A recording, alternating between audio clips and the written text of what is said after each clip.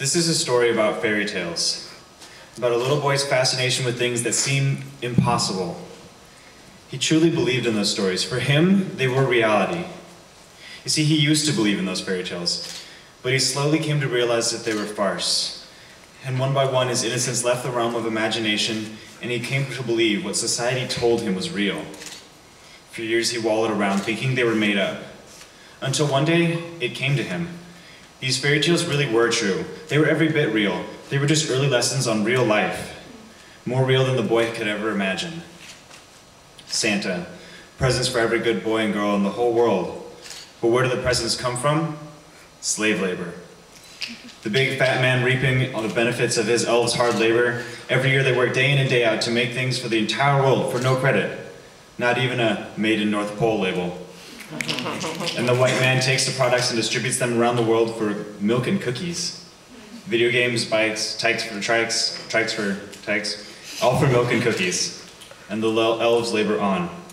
We know that Santa has a huge, nice house in the North Pole, warmed by a fire where chestnuts roast. But do you ever hear about where the elves live? Do the stories talk about heating in the factories? What about the 6th month of darkness as the earth goes around the sun?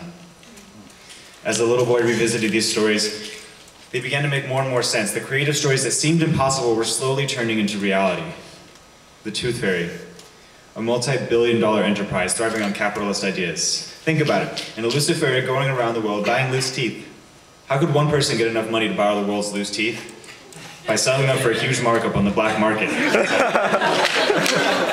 One person's trash is another one's treasure. One child's tooth is a little fairy's monopolized multi-billion-dollar industry. For the little boy, it used to be just about getting presents and money for being good or losing teeth. But the darkness of reality slowly crept into his imagination, clouding his thoughts, fogging up his creative lens. He would turn to drugs, but he already learned those lessons. Alice in Wonderland. Drugs are bad.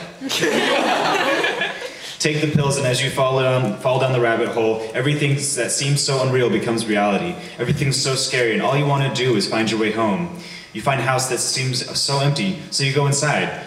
But it quickly turns into a crowded home, and all you want to do is get out. And people want you to get out of there. They protest and make plans for your eviction. They don't care where you go, as long as you get out.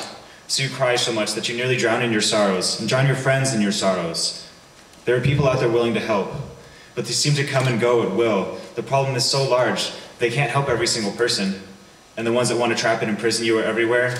They don't want people like you in their kingdom. So as the little boy who believed in fairy tales comes to bear the truth of it all. But you see, fairy tales are like jokes. They remain throughout the years, through the generations, because they're based on truth.